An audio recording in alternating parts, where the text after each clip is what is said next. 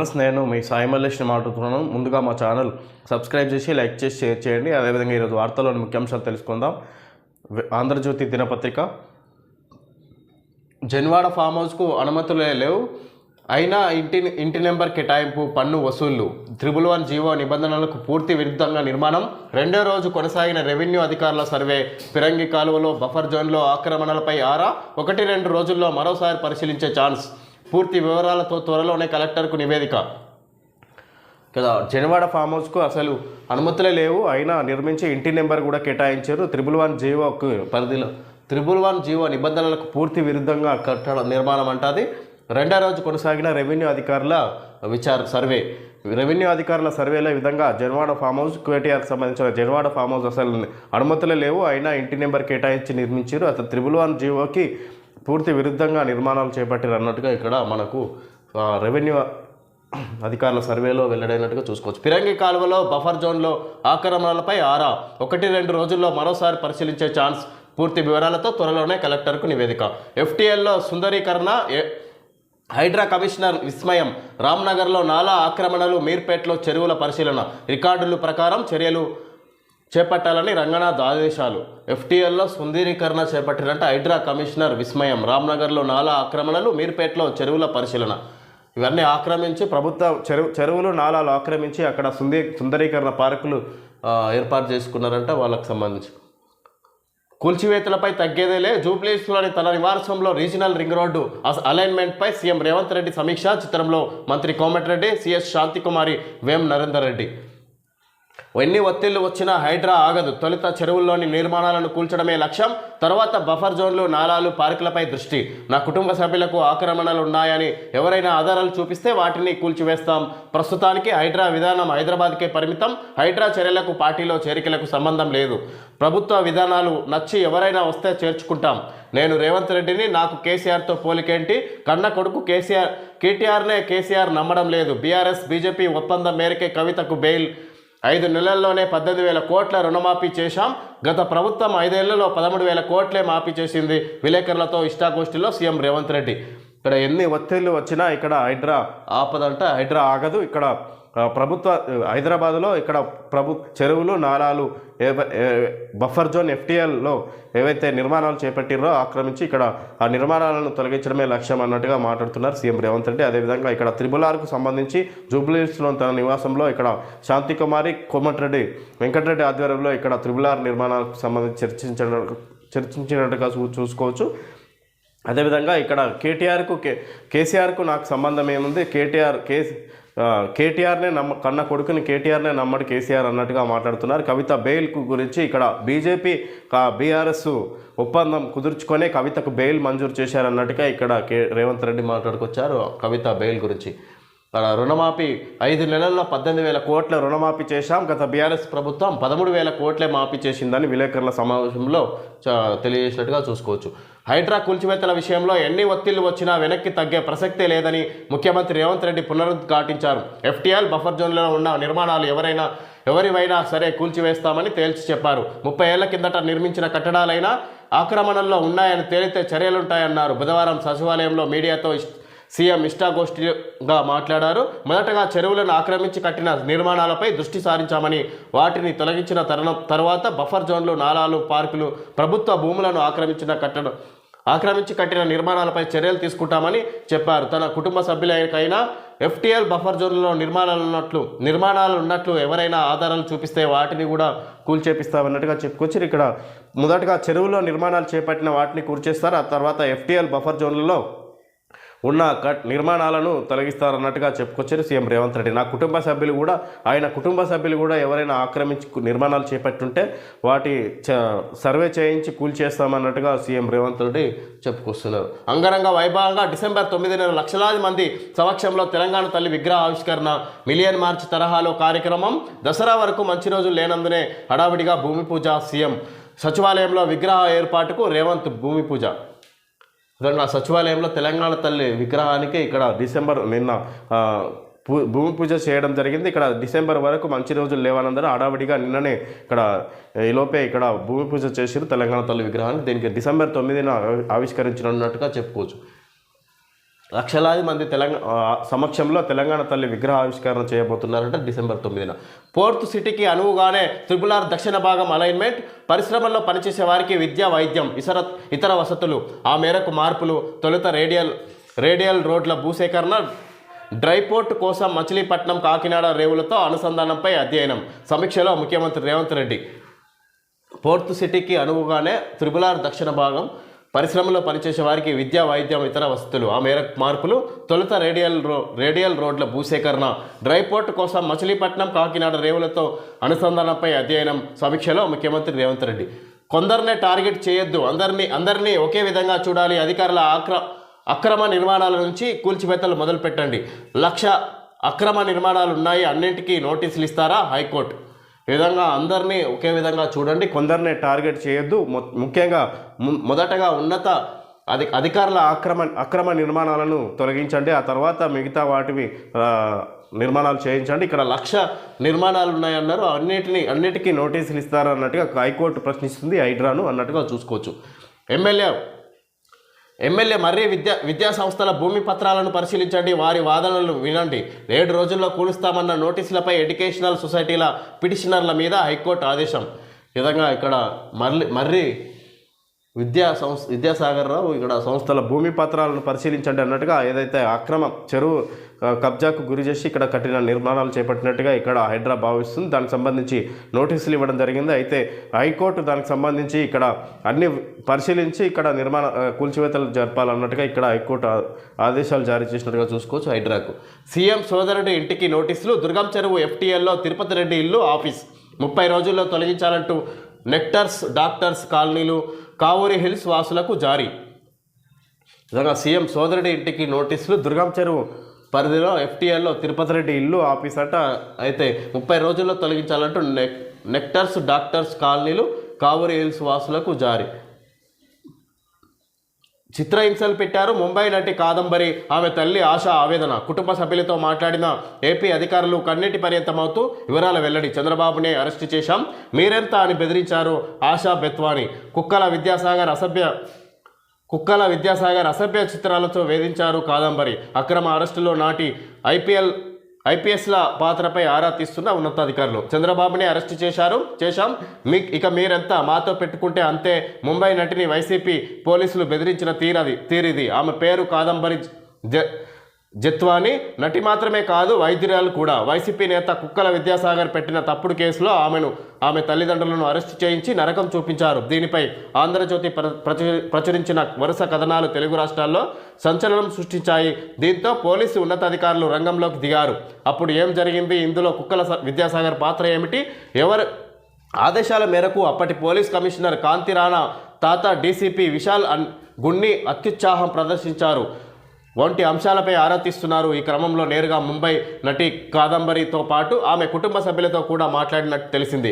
విశ్వసనీయ సమాచారం ప్రకారం అంతర్జాతీయ స్మగ్లర్లు, ఉగ్రవాదుల తరహాలో తమను ఏపీ పోలీసులు అరెస్టు చేసి విమానంలో తీసుకొచ్చారని జత్వాని కుటుంబ సభ్యులు వాపోయారు. విశాల్ గున్ని నేతృత్వంలో జత్వానిని, ఆమె తల్లిదండ్రులను ఈ ఏడాది ఫిబ్రవరి 3వ తేదీన విజయవాడకు తీసుకొచ్చారు. 3 రోజుల పాటు వారిని ఇబ్రహీంపట్నంలోని VTPS గెస్ట్ హౌస్లో ఉంచారు, తీవ్రంగా హింసించారు. ఫిబ్రవరి 6వ తేదీన కాదంబరిని రిమాండ్కు పంపించారు. ఏపీలో ఎంత పెద్దవారైనా వైసీపీ నేతలతో పెట్టుకుంటే జైలుకు వెళ్లాల్సిందే. మాజీ ముఖ్యమంత్రి చంద్రబాబు నాయుడు పరిస్థితి చూశారా అని ఆమె తల్లి ఆశా బెత్వానిని హెచ్చరించారు. రాజీ పడాలని, భవిష్యత్తులో ఇటువైపు కాదంబరి అని అక్కడ సినీ నటి, ముంబై నటి కాదంబరి, ఆమె తల్లి ఆశా ఆవేదన. చిత్రహింసలు పెట్టారంటే అప్పుడు వైసీపీ గత ఏపీలో వైసీపీ ప్రభుత్వంలో ఉన్నప్పుడు అక్కడి ఎమ్మెల్యే ఇక్కడ ఈ విధంగా కుక్కల విద్యాసాగర్ అసభ్యంగా ఇక్కడ ప్రవర్తించాడు, వాళ్ళని వేధించారు. తప్పుడు కేసు పెట్టి ఏపీ పోలీసులు మమ్మల్ని అరెస్ట్ చేసి ఇక్కడ బెదిరించి కేసును కొట్టేపించారు అన్నట్టుగా ఇక్కడ నటి కాదంబరి చెప్పుకొస్తారు. ఇక్కడ వైసీపీ హయాంలో ఈ విధంగా అక్రమాలు జరిగాయి అన్నట్టుగా చూపించింది ఆంధ్రజ్యోతి. కంచె చేని వేస్తే సైబర్ నేరగాళ్లకు బ్యాంకు మేనేజర్ సాయం. 2 నెలల్లో 6 ఖాతాల నుంచి 175 కోట్ల మేర లావాదేవీలు.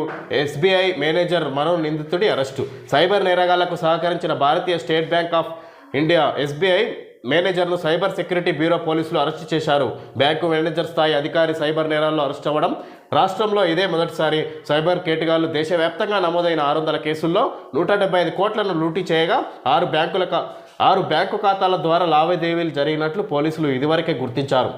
గత శనివారం ఇద్దరిని అరెస్టు చేశారు. తదుపరి దర్యాప్తులో తీగ లాగితే హైదరాబాద్ షంషీర్ గంజ్ ఎస్బీఐ మేనేజర్ మరో నిందితుడి అరెస్టు. మొదటిసారిగా సైబర్ నేరగాళ్లకు బ్యాంకు మేనేజర్ సాయం చేశారు. ఇక్కడ సైబర్ నేరగాళ్లకు బ్యాంకు మేనేజర్ సాయం చేసినట్టుగా ఇది మొదటిసారి రికార్డులకు ఎక్కింది. ఈ విధంగా ఇక్కడ 600 కేసుల్లో 175 కోట్లను లూటీ చేయించిండు ఇక్కడ బ్యాంకు మేనేజర్ అని మనం చూసుకోవచ్చు. జగన్కు బిగ్ షాక్. వైసీపీకి మోపిదేవి గుడ్ బై. రాజ్యసభకు నేడు రాజీనామా. త్వరలో టీడీపీలోకి అదే దారిలో మరో YCP MP Beeda Mastanrao, Ayodhya Ramareddy, Bose Baburao, Raghunath Reddy, R Krishnaiah కూడా పార్టీలో ఉంటే భవిష్యత్తు లేదనే అంచనా. ఇక వైసీపీలో మిగిలే ఎంపీలు వైవి విజయసాయిరెడ్డి, నిరంజన్ రెడ్డి. పార్టీకి ఎమ్మెల్సీ పోతల సునీత గుడ్డుపై శాసన మండలి సభ్యత్వానికి రాజీనామా. వైసీపీకి జగన్కు భిక్షాకు పార్టీ నుంచి ఇక్కడ టీడీపీలో చేరుతున్నట్టుగా చూసుకోవచ్చు. ఇక్కడ వైసీపీలో ఉంటే భవిష్యత్తు ఉండదు అన్నట్టుగా భావిస్తున్న నేతలు టీడీపీలో చేరుతున్నట్టుగా చూసుకోవచ్చు. వైసీపీ అధినేత జగన్మోహన్ రెడ్డికి ఆ పార్టీ నేతలు భారీ షాక్ ఇచ్చారు. ఆయనకు అత్యంత సన్నిహితుడిగా ఉన్న రాజ్యసభ సభ్యుడు మాజీ మంత్రి మోపిదేవి వెంకటరమణరావు, చేనేత వర్గానికి చెందిన ఎమ్మెల్సీ పోతల సునీత వైసీపీకి గుడ్ బై చెప్పారు. మోపిదేవి దారిలోనే వైసీపీకి చెందిన ఇంకో రాజ్యసభ సభ్యుడు బీదా మస్తాన్రావు కూడా పదవికి పార్టీకి రాజీనామా చేయనున్నట్లు రాజకీయ వర్గాలు చెబుతున్నాయి. వీరిద్దరూ గురువారం ఢిల్లీలో రాజ్యసభ చైర్మన్ ఉపరాష్ట్రపతి జగదీప్ ధన్ఖడ్ను కలిసి రాజ్యసభ సభ్యత్వాలకు రాజీనామా సమర్పించబోతున్నట్లు వైసీపీ వర్గాలు కూడా వెల్లడించాయి.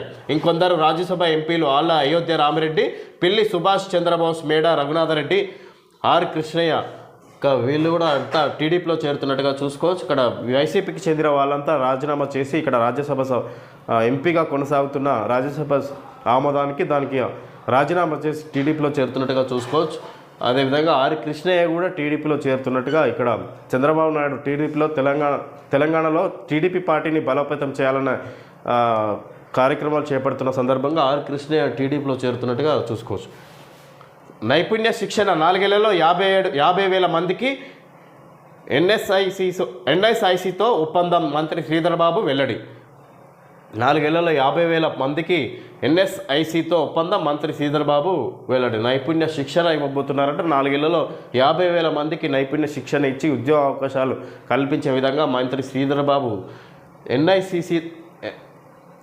ఎన్ఎస్ఐసితో ఒప్పందం చేసుకున్నట్టుగా చూసుకోవచ్చు. శత్రువుల పీచమణిచే అణు జలాంతర్గామి ఐఎన్ఎస్ అరిగాత్ రెడీ సెప్టెంబర్లో ప్రధాని చేతుల మీదుగా జాతికి అంకితం. ఏర్పాట్ల పరిశీలనకు నేడు విశాఖకు రక్షణ మంత్రి రాజ్నాథ్. అణుత్రయంలో అత్యంత కీలకమైన బాలిస్టిక్ క్షిపణి వ్యవస్థ కలిగిన అణు జలాంతర్గామి ఐఎన్ఎస్ అరిగాత్ నేవీ అమ్ముల పదిలోకి చేరేందుకు సిద్ధమైంది. ఐఎన్ఎస్ అరిహంత్ తర్వాత దేశీయంగా భారత్ అభివృద్ధి చేసుకున్న రెండో nuclear powered ballistic missile submarine ఇది. శత్రు దేశాల్లోని సైనిక స్థావరాలను, అణువిద్యుత్ కేంద్రాలు, సమాచార వ్యవస్థలను ధ్వంసం చేసే స్ట్రాటజిక్ క్షిపణులను నీటి అడుగు నుంచి ప్రయోగించగలదు.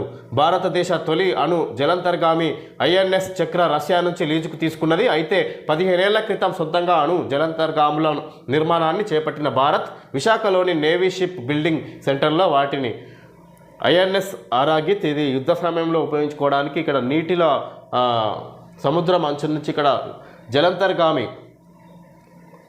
ఇక్కడ నీటి నుంచి ఇక్కడ ఇది విధంగా వాటిని కనిపెట్టి ఇక్కడ శత్రువులను పీచమనిచే అణు జలంతర్గామి అంటే ఐఎన్ఎస్ అరిగాత్ రెడీ సెప్టెంబర్లో ప్రధాని చేతుల మీదుగా జాతికి అంకితం. ఏర్పాట్ల పరిశీలనకు నేడు విశాఖకు రక్షణ మంత్రి రాజ్నాథ్. మాపీపై తలో మాట. సీఎం మంత్రులు ఎవరికి తోచినట్టు వారు. సోనియా రాహుల్ కూడా బీజేపీతో కుమ్మక్క. అందుకే నేషనల్ హెరాల్డ్లో బెయిల్ వచ్చిందా కేటీఆర్ చేయి అందుకొని ఇంట్లోకి వెళ్తూ కవిత అభివాదం. విధంగా మాపీపై తొలో మాట. సీఎం మంత్రులు ఎవరికి తోచినట్టు వారు. సోనియా రాహుల్ కూడా బీజేపీతో కుమ్మక్క. అందుకే నేషనల్ హెరాల్డ్లో బెయిల్ వచ్చిందా కేటీఆర్.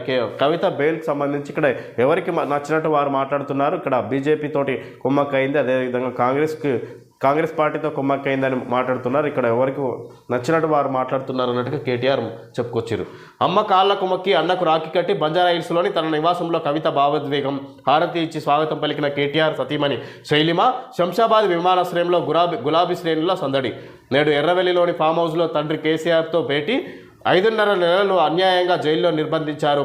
అపవాదుల నుంచి కడిగిన ముత్యంలా బయటపడతా పోరాటం కొనసాగిస్తా ఎప్పటికైనా న్యాయం గెలుస్తుంది కవిత. విధంగా తిరిగి జైలు నుంచి తిరిగి వచ్చిన కవిత ఈ విధంగా ఇక్కడ ఇంటికి చేరుకున్నారు. ఇక్కడ తల్లికి పాదాభివందనం చేసి అన్నకు రాఖీ కట్టింది కేటీఆర్కు. అదేవిధంగా ఇక్కడ నన్ను కడిగిన ముత్యంలా బయటకు వస్తా ఎలాంటి తప్పు చేయలేదు అన్నట్టుగా కవిత మాట్లాడుతుంది. ఈరోజు ఎర్రవల్లి ఫామ్ హౌస్లోని కేసీఆర్ను కలవనున్నట్లుగా చూసుకోవచ్చు మనం. భారీగా పెరిగిన విద్యార్థుల ఆత్మహత్యలు, జనాభా పెరుగుదల రేటును దాటేసిన వైనం. మహారాష్ట్ర, మధ్యప్రదేశ్, తమిళనాడులో అత్యధికం, యువకుల్లో కంటే యువతుల్లోనే ఎక్కువ. మానసిక ఒత్తిడి తదితర కారణాలు, కౌన్సిలింగ్తో నివారణ. విద్యార్థుల ఆత్మహత్యలు ఏటా భారీగా పెరిగిపోతున్నాయని తాజా నివేదిక ఒకటి ఆందోళన వ్యక్తం చేసింది. విద్యార్థుల ఆత్మహత్యల వార్షిక పెరుగుదల రేటు దేశంలోని జనాభా పెరుగుదల రేటును కూడా దాటేసిందని తెలిపింది. National crime records bureau NCRB సమాచారం ఆధారంగా IC3 స్వచ్ఛంద సంస్థ ఈ నివేదికను రూపొందించింది. పోలీస్ రికార్డులకు ఎక్కని ఆత్మహత్యలు కూడా కలిపితే ఈ రేటు మరింత ఆందోళనకర స్థాయిలో ఉంటుందని నివేదిక పేర్కొంది. Students suicides an epidemic sweeping India పేరిట రూపొందించిన ఈ నివేదికను బుధవారం annual IC3 conference and expo 2024లో విడుదల చేశారు. దేశంలో ఆత్మహత్యల సంఖ్య ఏటా 2% పెరిగిపోతుండగా విద్యార్థుల ఆత్మహత్యల సంఖ్య 4% పెరిగిపోతుందని తెలిపింది. గత 2 దశాబ్దాల్లోనే ఈ విధంగా ఇక్కడ విద్యార్థుల ఆత్మహత్య రేటు 4% పెరుగుతుంది ప్రతి ఏటా. ఇక్కడ విధంగా ఇక్కడ భారీగా పెరిగిన విద్యార్థుల ఆత్మహత్యలు, జనాభా పెరుగుదల రేటును దాటేసిన వైనం. మహారాష్ట్ర, మధ్యప్రదేశ్, తమిళనాడులో అత్యధికం, యువకుల్లో కంటే యువతుల్లోనే ఎక్కువ. మానసిక ఒత్తిడి తదితర కారణాలు. ఈ విధంగా మానసిక ఒత్తిడి తదితర కారణాలతో యువకుల కంటే యువతులే ఎక్కువ ఆత్మహత్య చేసుకుంటున్నారంటే ఇక్కడ జనాభా పెరుగుదల రేటు శాతం కంటే ఇది విద్యార్థుల ఆత్మహత్య రేటు ఎక్కువగా ఉన్నట్టుగా ఇక్కడ నివేదికలో వెళ్ళడానికి చూసుకోవచ్చు. యోగి సర్కార్ సోషల్ ధమాకా. ప్రభుత్వ పథకాలు ప్రచారం చేసే ఇన్ఫ్లుయెన్సర్లకు పారితోషికం. నెలకు 2 లక్షల నుంచి 8 లక్షల దాకా చెల్లింపు. యోగి సర్కార్ సోషల్ ధమాకా. ప్రభుత్వ పథకాలు ప్రచారం చేసే ఇన్ఫ్లుయెన్సర్లకు పారితోషికం. నెలకు 2 లక్షల నుంచి 8 లక్షల దాకా చెల్లింపని. యోగి సర్కార్ సోషల్ ధమాకా. ప్రభుత్వ పథకాలు ప్రచారం చేసే వాళ్లకు, ఇన్ఫ్లుయెన్సర్లకు పారితోషికం ప్రకటించింది యోగి ప్రభుత్వం. ఇక్కడ సోషల్ మీడియా ద్వారా ప్రభుత్వ పథకాలను ఎవరైతే ఇన్ఫ్లుయెన్స్ ప్రచారం చేస్తారో వాళ్లకు నెలకు 2 లక్షల నుంచి 8 లక్షల దాకా చెల్లింపు అన్నట్టుగా ఇక్కడ యోగి సర్కార్ ఆఫర్ ఇచ్చినట్టుగా చూసుకోవచ్చు. ఓకే ఫ్రెండ్స్, ఈరోజు వార్తల్లోని ముఖ్యాంశాలు తెలియజేయడం జరిగింది. Thank you friends.